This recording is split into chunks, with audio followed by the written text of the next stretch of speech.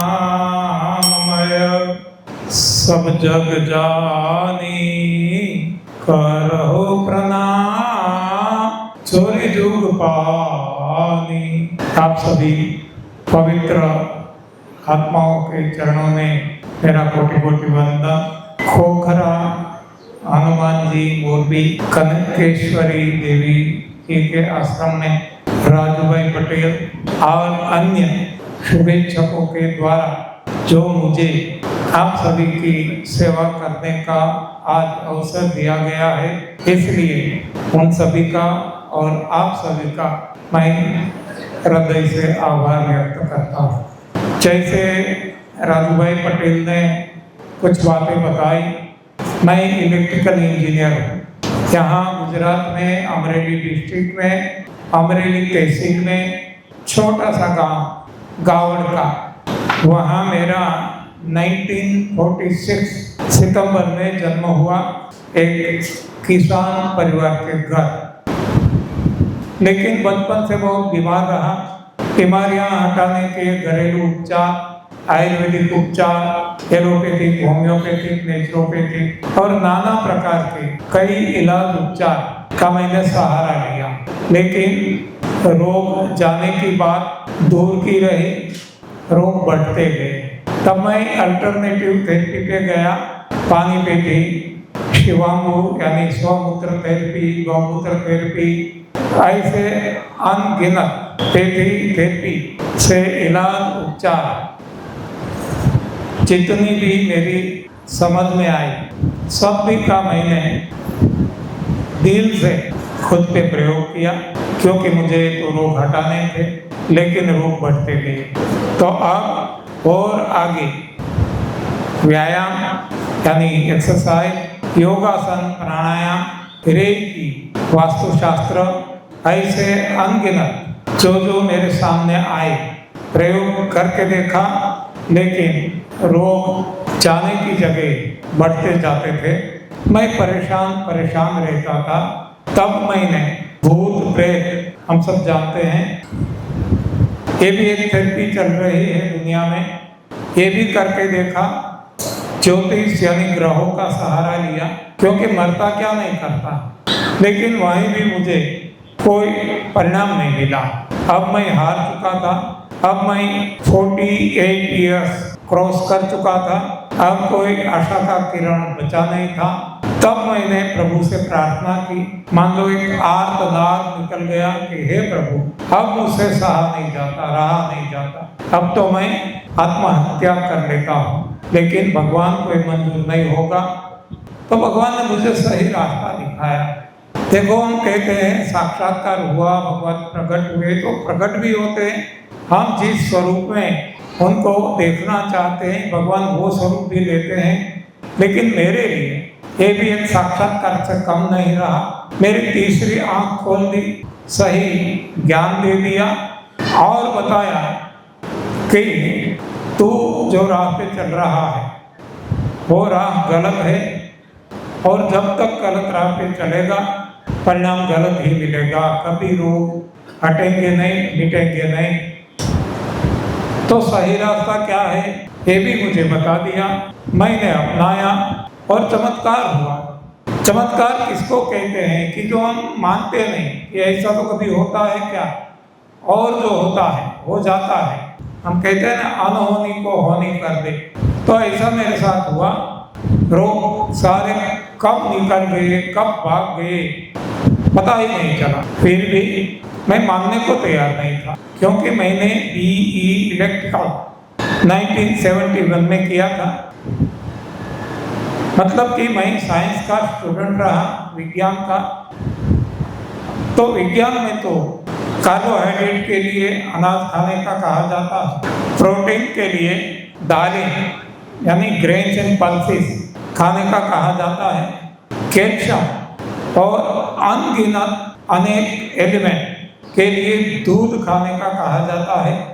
मांस, मछली, अंडे का भी विज्ञान कहता है और लोग खाते भी हैं, मानते भी हैं।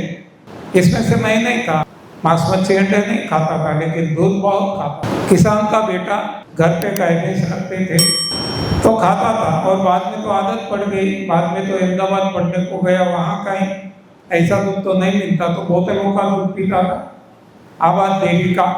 यानी कि तो विज्ञान बताता था carbohydrate, protein, calcium, fat, vitamin, minerals, ऐसे नाना प्रकार के एलिमेंट्स। इस हिसाब से मैं जो दुनिया खाती है मैं भी खाता था, और जो दुनिया बीमार मैं भी बीमार, लेकिन मैं बीमार, मुझे बीमारियां ज़्यादा थी। तो रोग हट गए, मिट गए, भाग गए, फिर भी मन मानने को तैयार नहीं था, बुद्धि बंड पुकारती थी, ऐसे तो कैसे हो सकता है। और साथ साथ में हमारी जो मान्यता हमने कथाओं में सुना है कि भगवान श्री कृष्ण ने भी दूध खाया था, मक्खन खाया था। तो एक तरफ ये विचार थे, दूसरी तरफ अभी जो मुझे आविष्कार हुआ, भगवान ने जो सही रास्ता दिखाया, तो दोनों के बीच में द्वंद्व युद्ध होने लगा। हाँ, जिसे हम कहें मनोमंथन होने लगा। जैसे देवदानवों के बीच में समुद्र मंथन हुआ था, मेरे मन में मनोमंथन होने लगा। बुद्धि कुछ कहती थी, मन कुछ कहता था, मेलजोल होता नहीं था। करे तो क्या करे?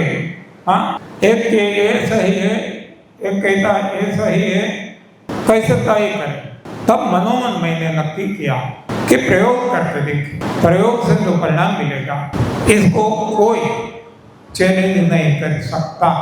तो खुद पे प्रयोग किया, 9 साल तक प्रयोग किए। मेरे मन में जितने भी संदेह थे, सारे हर कोई पॉइंट पे संदेह थे। अनाज क्यों नहीं, मिलेट क्यों नहीं, दालें क्यों नहीं, दूध से बनी चीजें क्यों नहीं, आग पे चढ़ाया हुआ क्यों नहीं, सब कुछ उल्टा पुल्टा। मैं बहुत परेशान रहा। नतीजे पे पहुंचते पहुंचते मुझे 9 साल बीत गए। बाद में जब मुझे पता चल गया, अनुभव के आधार से, साथ साथ मैंने अनुभव भी चालू रखा खुद का, पत्नी पे, परिवार पे, और जिसको जो भी रोग थे हटने लगे। मेरी पत्नी को बचपन से ही एसिडिटी भयंकर थी, माइग्रेन था, माइग्रेन की दवाइयाँ लेते लेते एसिडिटी हो गई थी, दोनों की दवाइयाँ लेते लेते ओबेसिटी आ गई, वजन बढ़ने लगा, तीनों की दवाइयाँ लेते लेते रूमेटॉइड आर्थराइटिस हो गया। इसकी भी दवाई चालू कर दी, लेकिन किसी में उसको भी फायदा नहीं होता था। तब डॉक्टरों ने सर्जरी के लिए बताया, नी जॉइंट रिप्लेसमेंट के लिए, लेकिन उसी वक्त हमें भगवान ने दिखाया हुआ मार्ग मिल गया था। तो पत्नी पे भी प्रयोग चला, उनके भी रोग, सारे रोग कब हट गए, दवाइयाँ बंद हो चुकी, पता ही नहीं चला। तब हौसला बढ़ता गया। अब परिवार में किसी को संतान नहीं थे, किसी को कैंसर था, किसी को डायबिटीज, किसी को बीपी, जितने रोग दुनिया में है, ये सारे रोग हमारे परिवार में भी थे। तो जिसने खुद पे प्रयोग किया और किसी को चमत्कारिक परिणाम मिले, तब हौसला और बढ़ता गया।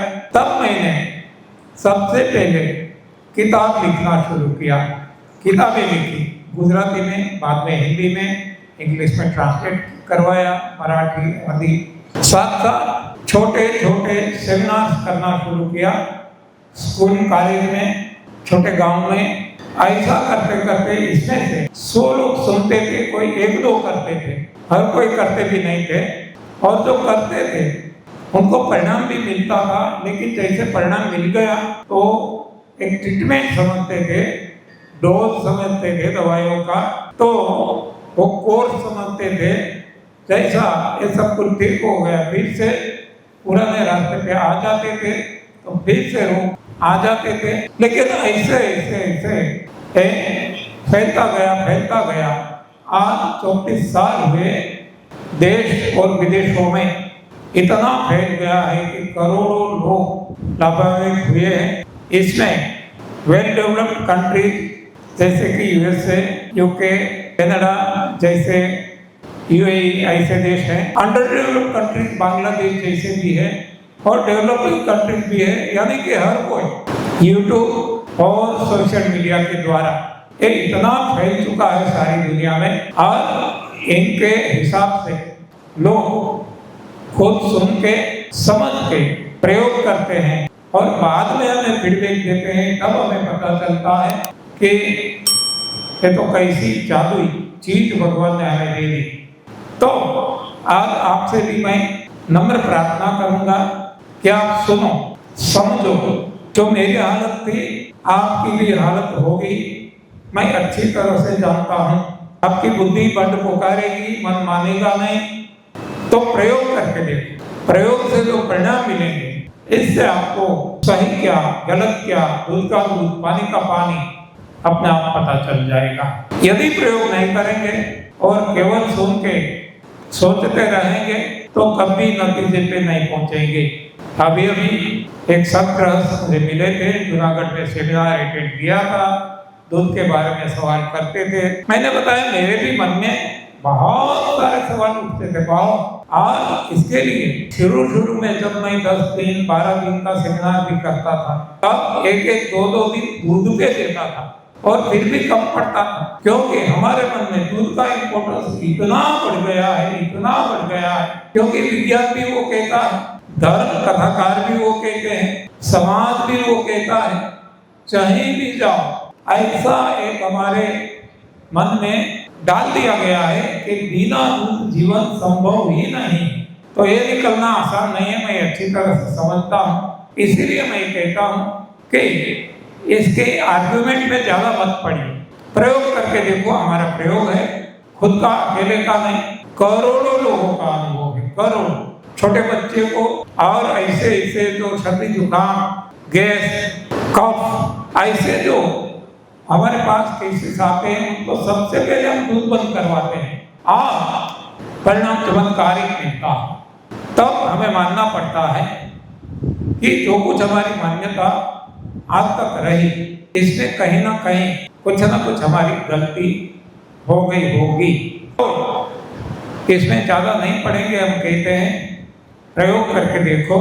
समय भी हमारे पास इतना नहीं है कि हम एक टॉपिक पे ज्यादा चर्चा करें। तो ये क्या चीज है, समय बहुत लिमिटेड है, मर्यादित है हमारे पास। तो और 2 दिन में आपको ये जो है कागर में सागर ये समझा लेना, और जो प्रयोग करेंगे सख्ती से प्रयोग करेंगे, स्क्रूपुलसली यानी निष्ठा से प्रयोग करेंगे, भगवान पे भरोसा रख के प्रयोग करेंगे और धैर्य धारण करके प्रयोग करेंगे। उनको मुझे पूर्ण विश्वास है कि जो भी रोग है, रोग की कोई नाम लेने की आवश्यकता नहीं, जो भी रोग है सारे रोग चले जाएंगे। ये मेरा 34 सालों का अनुभव मैं आपके सामने रखता हूँ। यहाँ मैंने देखा है कि लास्ट स्टेज के कैंसर, 1-2 केस नहीं, अनगिनत डॉक्टरों ने जवाब दे दिया, हाथ खड़े कर दिए, अब आप कुछ दिन के मेहमान हैं, मौत का इंतजार करो। आज भी जिंदा है, 10-10, 12-12 साल हो गए। और केवल कैंसर नहीं, किडनी वाले आप केस सुनेंगे हैरान हो जाएंगे। 20+ क्रिएटिनिन हो गया था। जिसको किडनी के बारे में पता होगा, क्रिएटिनिन के बारे में पता होगा, उनको मालूम होगा कि 21 क्रिएटिनिन मतलब क्या है। तो 0.2 to 1 की रेंज में कुछ बराबर दिखाया जाता है। बाद में जब बढ़ने लगता है तो दवाइयाँ चालू होती है। 6 से ज़्यादा बढ़ जाता है तो डायलिसिस शुरू हो जाता है, और बढ़ता जाता है तो जो हफ्ते में 3 बार, 4 बार, 5 बार, 6 बार डेली। तो एक केस है कच्छ का, जो रत्नागिरी, दापोली, कांतिभाई पटेल, उनका डायलिसिस हफ्ते में 2 बार से शुरू हुआ था। दवाइयाँ चालू थी, डायलिसिस चालू था, फिर भी क्रिएटिनिन बढ़ता जाता था। तो डॉक्टर फ्रीक्वेंसी बढ़ाते जाते थे डायलिसिस की। हफ्ते में 3 बार, 4 बार, 5 बार, 6 बार, 7 बार कर दिया, अरे दिन में 2 बार कर दिया, दिन में 3 बार कर दिया, अभी इससे ज्यादा क्या हो सकता है। और डॉक्टरों ने जवाब दे दिया, अब हमारे पास कुछ भी नहीं है, जितना हो सकता था कर दिया, अब आप सेवा करो, घर पे ले जाओ।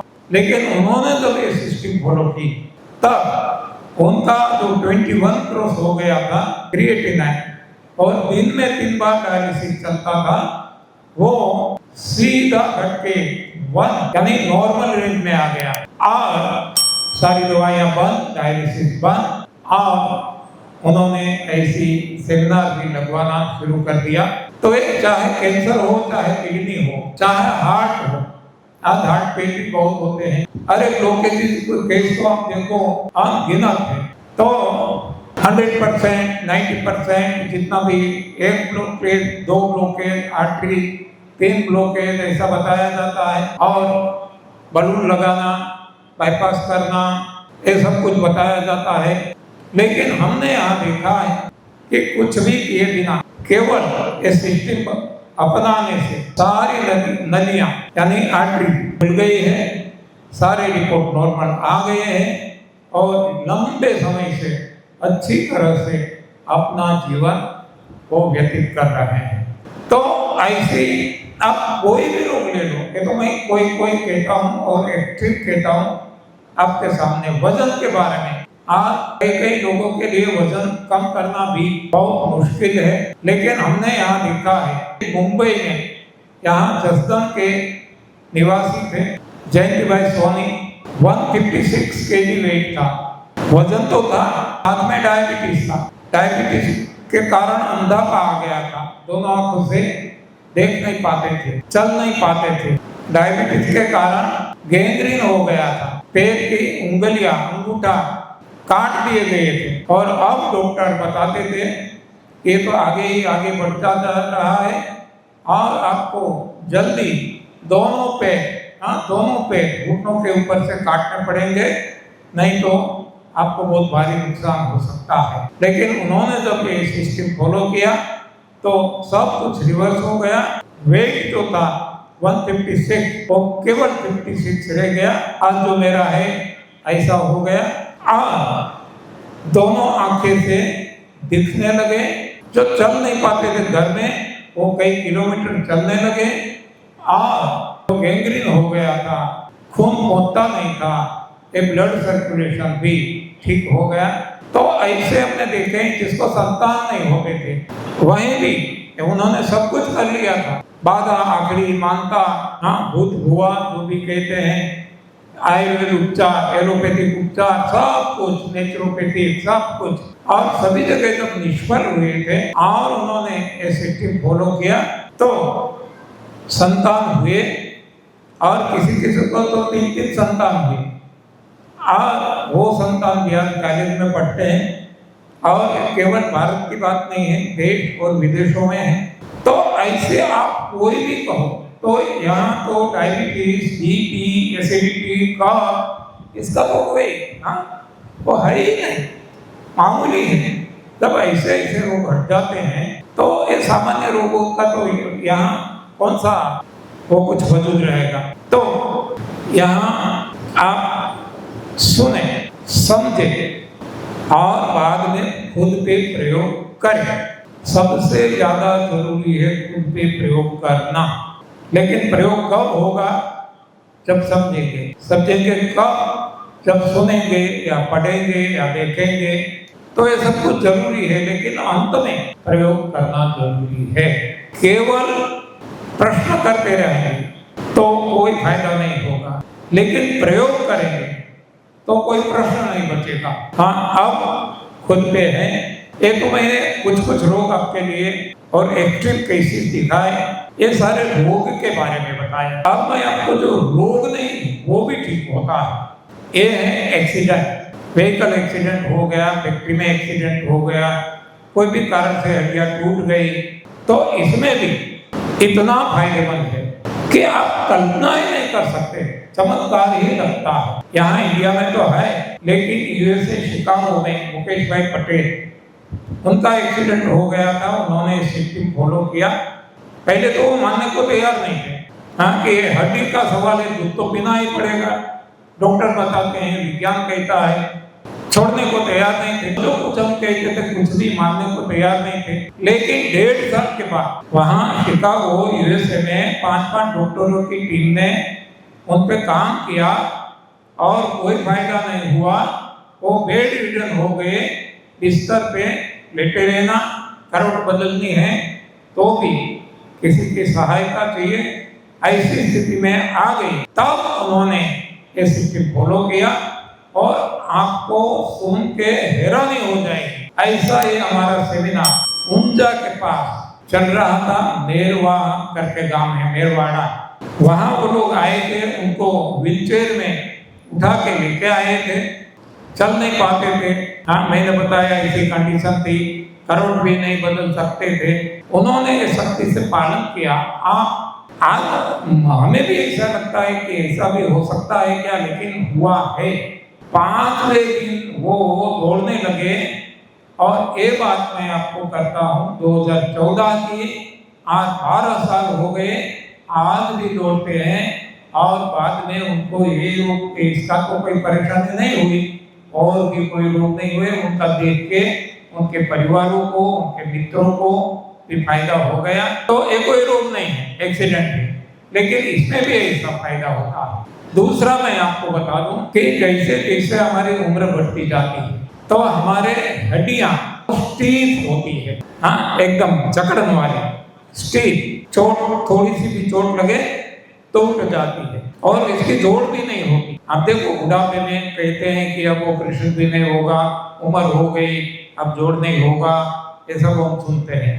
कल ही रात हमारी कार को एक्सीडेंट हुआ, कल ही रात की बात। इतना शौक लगा कि कुछ मालूम नहीं क्या हो गया।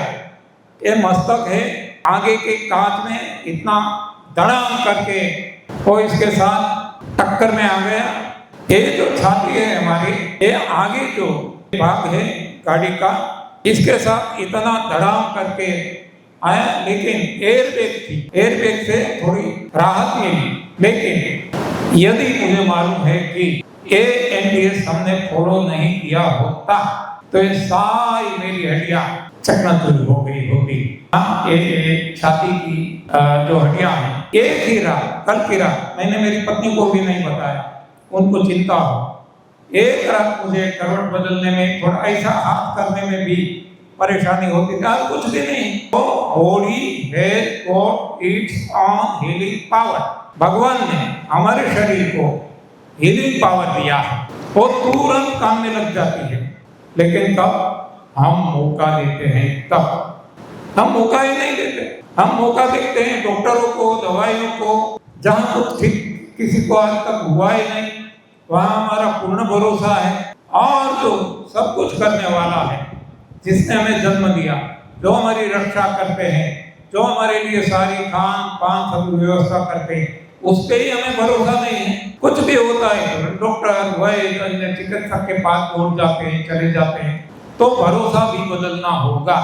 हाँ, केवल क्रिया से काम नहीं होगा, ये समझ लेना।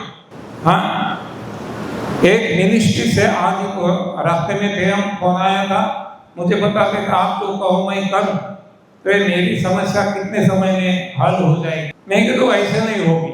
मैंने बताया ऐसा कोई नहीं है। आप किसी आपके धर्मगुरु के पास जाओ और आपके धर्मगुरु को पूछो कि आप जो कहो सब कुछ मैं अतिथि इति करने को तैयार करूंगा, स्पिरिचुअल निष्ठा से करूंगा, तो कितने समय में मुझे प्रभु प्राप्ति हो जाएगी। ऐसा सवाल यहाँ। प्रभु प्राप्ति के लिए हम सब सारा जीवन प्रभु भक्ति करते हैं, लेकिन प्रभु किसी को नहीं मिलते, और मिलते भी हैं। मीराबाई को मिले, नरसिंह मेहता को मिले, बहुत सारे भक्तों को मिले, तो उनको मिले, हमें नहीं मिले। ऐसा क्यों? क्योंकि वहां बताया गया है, ऐसी लागी लगन, ऐसी लागी लगन, मीरा हो गई मगन।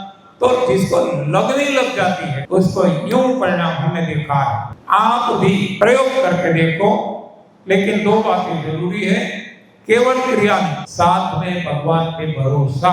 भरोसा का विज्ञान पे होगा और क्रिया एक भगवान की करेंगे तो परिणाम नहीं भी मिलेगा, मिल भी सकता है, लेकिन ज्यादातर हमारा ऐसा मानना है कि दोनों में बीच में आप लटक जाएंगे। तो सबसे पहले आपको विज्ञान छोड़ना होगा, आपकी सारी भ्रांतियां छोड़नी होगी। हम गुजरात में रहते हैं, हम जानते हैं, अनपढ़ स्त्री बताती है कि ब्राह्मणा ने भांग्या विना रे भवना फेरा, नहीं रे टळेगी के आत्मा ने और कभी नारे लख 84 अनपढ़ स्त्री हमें ऐसा तो ज्ञान देती है, तो यहाँ पढ़ने की कोई जरूरत नहीं है।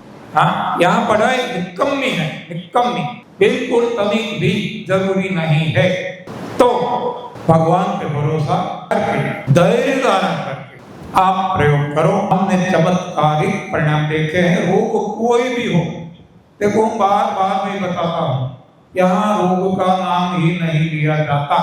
चाहे डायबिटीज हो, बीपी हो, मोटापा हो, एसिडिटी हो, कफ हो, स्किन डिजीज हो, ईएनटी के रोग हो, XYZ आप ले लो, किडनी डिजीज हो, हार्ट डिजीज हो, वेरिकोज वेन हो, आप A to Z जितने भी रोग हैं, सारे रोगों का कारण केवल एक है, इलाज भी एक है, और सारे रोग ठीक हो गए हैं।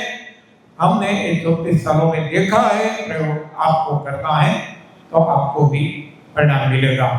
अब क्या करना है, एक पूर्व भूमिका मैंने आपको दे दी। अब क्या करना है मैं आपको बता दूं। सो सिंपल, वैसे कहा जाए तो कुछ करना ही नहीं। हाँ, जो किया इसके कारण ही हम बीमार हुए। क्या किया? आग पे चढ़ाया। सारी सृष्टि में आप देखो, जितने भी प्राणी हैं, कोई आग पे चढ़ा के अपना भोजन नहीं खाते, कोई भी, और वो निरोग है। दूसरा, गलत आहार खाया। देखो सारी सृष्टि में जितने भी प्राणी अपना अपना भोजन ही खाते हैं। वनस्पति ले लो, पत्तियां देती है, फूल देती है, फल देती है, कंद मूल सब कुछ देती है, खुद नहीं खाती। क्यों? उसको पता है, कॉमन सेंस है कि मेरा भोजन, मुझे जिसने जन्म दिया वो भगवान, उन्होंने जो मेरे लिए भोजन बनाया वो है सूक्ष्म आहार, वो है आकाश, हवा और प्रकाश, वो मेरा भोजन है, वो खाती है और निरोग रहती है। तो ऐसे पक्षी जिसको चोंच दी गई, वो अनादा में चूकते हैं, उनके शरीर में पच भी जाता है, क्योंकि ऐसी केमिकल फैक्ट्री भगवान ने उनके शरीर में रखी, तो निरोग रहते हैं। हमें सवाल उठता है कि कोई कोई पक्षी तो कीड़े भी खाते हैं। हाँ, उनका भोजन ऐसा भगवान ने बनाया, जैसा भगवान ने जिसका भोजन बनाया वैसा ही वो खाते हैं, उनको पच जाता है और वो निरोग रहते हैं। कोई मिश्र आहारी भी है, हाँ, जो शाकाहार भी करते हैं, मांसाहार भी करते हैं, क्योंकि उनकी केमिकल फैक्ट्री भगवान ने उनके देह में ऐसी बनाई। जंगल में मांसाहारी भी रहते हैं, शेर, चीता, बाघ, वरु, ऐसे तो घास नहीं खाते, केवल मांस खाते हैं। घास खाने वाले बहुत सारे प्राणी हैं, हाथी, घोड़ा, भैंस, भेड़, हिरण, खरगोश, बहुत सारे, वो मांस नहीं खाते, वो घास खाते हैं। और एक वो आग पे चढ़ा के नहीं खाते। तो हमने एक गलत किया कि हमारा जो भोजन नहीं वो खाया, आग पे चढ़ा के खाया। दूसरा, बासी करके खाए। हर कोई प्राणी देख लो, तरो ताजा खाते हैं, यथासंभव तरो ताजा तोड़ के तुरंत खा जाते हैं, कोई स्टोर नहीं करते। हम तो किसान पकाते हैं, मंडी में आता है, छोटे दुकानदार के पास आता है, गाड़ी वाला के पास आता है, बाद में हमारे घर पे आता है, और बाद में हम फ्रिज में रखते हैं। कितना समय बीत जाता है, इतना बासी करके खाते हैं। चौथा, कोई भी प्राणी किसान ने पकाया हुआ, खुद ने पकाया हुआ कोई नहीं खाते।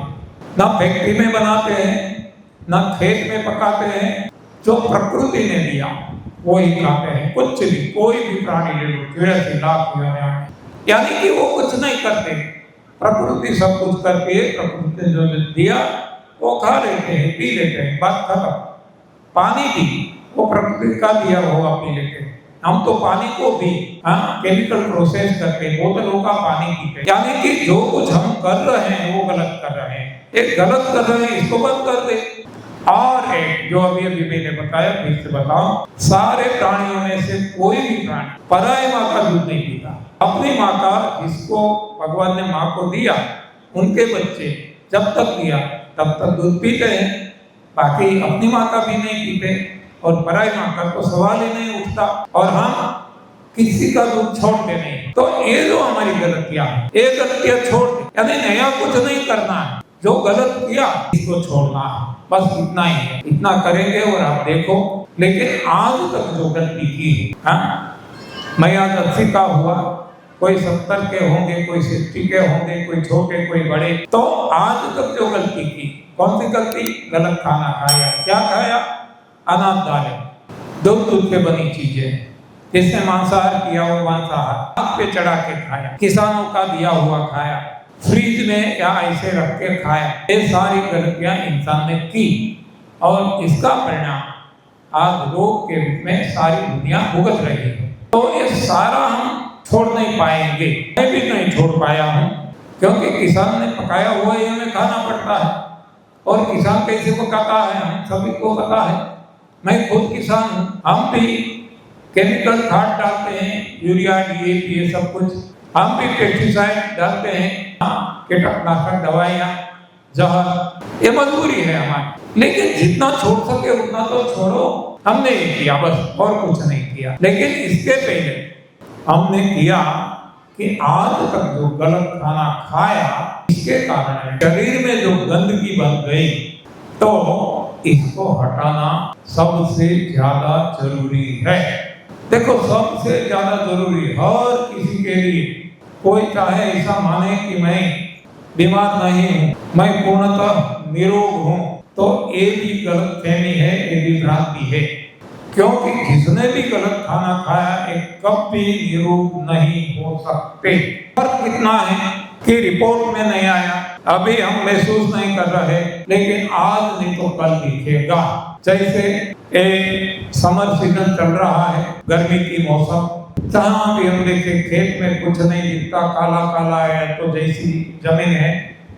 तो इसका ऐसा नहीं है कि खेत के अंदर कोई बीज नहीं, जैसे बारिश आएगी यही धरती हरी भरी बन जाएगी। क्यों?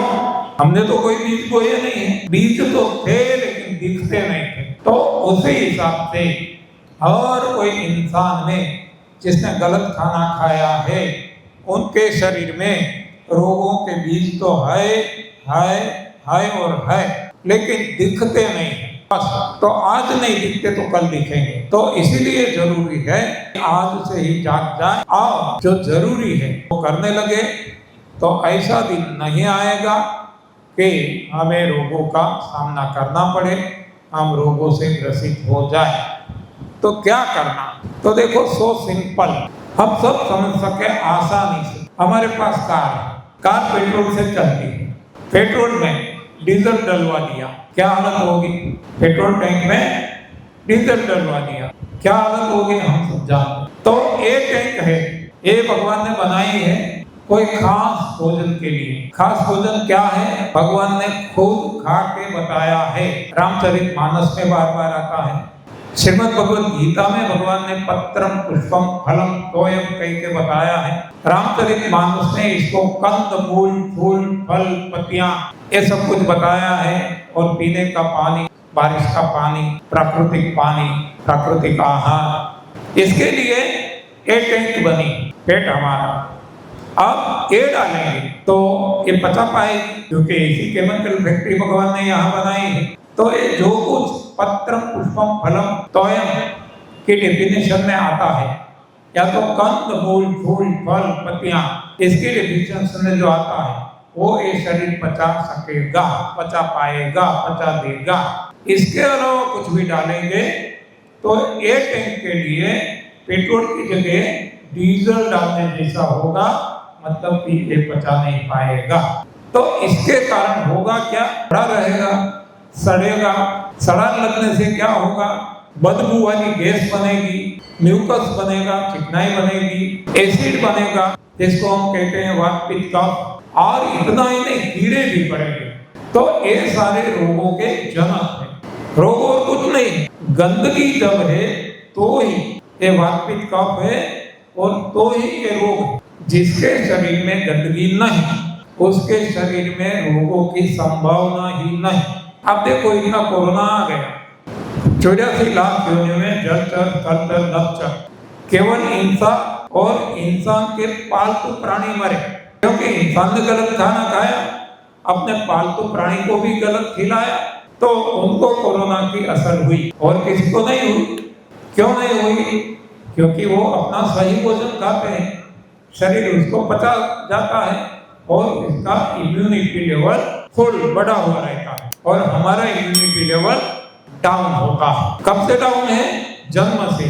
जब हमारी माँ गलत खाना हमें खाना शुरू कर देती है, अरे खुद ने गलत खाया, इसके हिसाब से जो गर्भ बना वो भी गलत बना, और इसको जब बच्चा जन्म लेता है तब से वो पराई माँ का दूध जब से पिलाने लगती है और दाल चावल रोटी खिलाने लगती है, तब से इसकी इम्यूनिटी लेवल डाउन होने लगती है। तो बचपन से हम खुद को बीमार कर रहे हैं।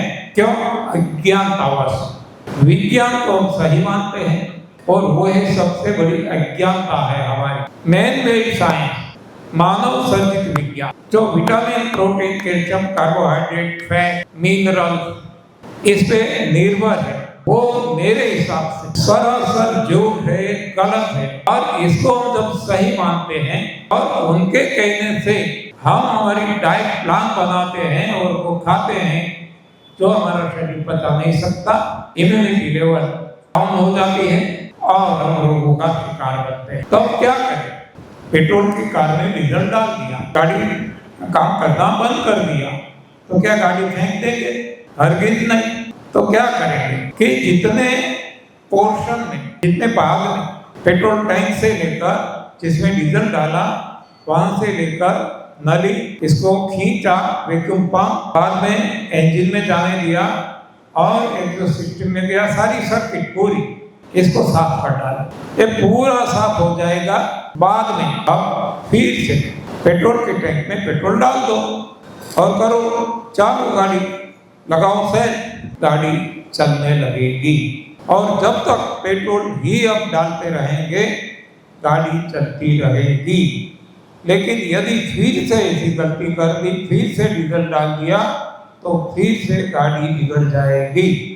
इतनी सरल बात है, इसको आज हम मेडिकल कॉलेज में जाके करोड़ों रुपया खर्च करके समझ नहीं सकते हैं। सौ सिंपल, अनपढ़ किसान मजदूर भी समझ सकता है, नादान बच्चा भी समझ सकता है, और जो अनपढ़ 84 लाख हिरनिया है वो भी समझ सकती है, और इसी हिसाब से वो गलत खाना नहीं खाते और स्वस्थ रहते हैं। तो अब जरूरी क्या है? सो सिंपल कि आज तक गलत खाना खाया तो इसको शरीर में जो कूड़े कचरे के रूप में इकट्ठा हो गया, इसको हटा दो। कूड़े कचरे के रूप में यानी केवल बड़ी आंत में रुका, ऐसा नहीं। हमारी बायोलॉजी हम समझेंगे, हम सब जानते हैं कि जो कुछ हम खाते हैं, जो कुछ इसमें से शरीर रस को चूसता है, एब्सॉर्ब करता है, और रस में से रक्त बनाता है, ब्लड, खून बनाता है, और खून से मांस, मज्जा, हड्डियां, यानी कि सारा शरीर, छोटे छोटे सेल सब कुछ बनते हैं, टूट फूट की पूर्ति होती है। तो ये कहाँ से लिया जाता है? जो हम खाते हैं, भोजन से। तो भोजन गलत है, केवल बड़ी आंत में पूरा कचरा इकट्ठा होगा ऐसा नहीं, सारा शरीर हमारा गंदा बन जाएगा, हमारा खून भी रक्त विकार वाला होगा, हमारे छोटे छोटे सेल, बॉडी के हड्डियां, सब कुछ ऐसी या तो गंदगी से भरी हुई होगी। यानी कि सारे शरीर को हमें साफ करना होगा, केवल बड़ी आंत को नहीं। तो इसको कैसे साफ करें? तो ये साफ करने के लिए वैसे तो आपके पास रघुभाई पटेल जो गांधीनगर से आए हैं, आपको बताया भी होगा, बताएंगे भी, आपके साथ यहाँ है, वो आपको गाइड भी करेंगे, जो भी सवाल है उनको आप पूछ सकेंगे। लेकिन समय मर्यादा में जितना मुझसे हो सके मैं आपके सामने रखने का प्रयास करता हूँ। तो अब रोग नाबूदी के लिए जरूरी है केवल और केवल सफाई। देखो, दूसरी बार दोहराता हूँ, रिपीट करता हूँ, रोग नाबूदी के लिए जरूरी है सफाई। तो सफाई कैसे करें? तो शरीर की भीतरी सफाई करना बहुत सारे रास्ते, बहुत आयुर्वेद में पंचकर्म करवाया जाता है, योगा में नेति, धोती, बस्ती ऐसे प्रयोग करवाए जाते हैं, नेचुरोपैथी में पंचतत्व आधारित नेचर, प्राकृतिक चिकित्सा। प्रकृति यानी कि पृथ्वी, जल, अग्नि, वायु, आकाश, इसके हिसाब से वहाँ ठंडी पट्टी, गर्म पट्टी, मड स्नान, स्टीम बाथ, ये सब कुछ करवाया जाता है। तो सफाई हर कोई जगह करवाई जाती है और आप देखेंगे कि जैसे सफाई चलती है फायदा होता ही है, लेकिन दिक्कत क्या है कि सफाई तो करते हैं लेकिन साथ साथ में गंदगी डालना भी चालू रखते हैं।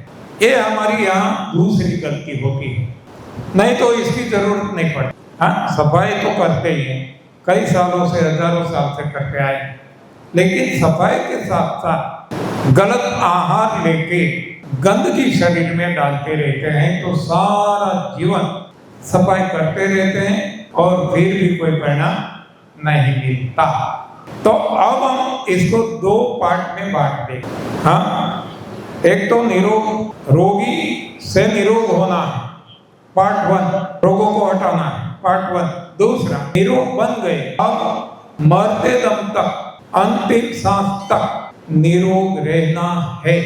दो पार्ट, एक है रोगों को हटाना, हर कोई रोगी है, हर कोई ने गलत खाना खाया, हर किसी के शरीर में गंदगी भरी, तो हर किसी को सफाई जरूरी है, पार्ट 1। और ये हो गया, बाद में पार्ट 2 वो है लाइफ टाइम, लाइफ लॉन्ग, मरते दम तक। अब कैसे हमारी जीवन शैली हम जिए कि जिससे हमारी इम्यूनिटी लेवल बढ़ी रहे और हमारे जीवन में फिर से कोई रोग ना आए, चाहे सारी दुनिया में कोरोना तो क्या, इससे भी कई गुना ज्यादा महामारी फैल जाए, फिर भी हमें कुछ ना हो पाए, इतनी इम्यूनिटी लेवल हमारी बढ़ी रहे। तो इसके लिए क्या करें, ये पार्ट 2 में हम लेंगे, वो कल लेंगे। तो आज जो समय बचा है, 8 मिनट है हमारे पास, 6:15 से 15 तक लेना है। तो सफाई के बारे में मैं आपको थोड़ा सा बता दूं।